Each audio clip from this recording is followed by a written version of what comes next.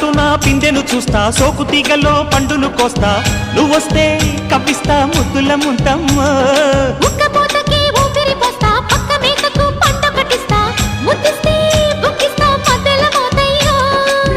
ఓలమ్మో పుకారులు షికారుగా రావమ్మో, ఎదలే ఏడెక్కిస్తే ఎట్టాబులమ్మో.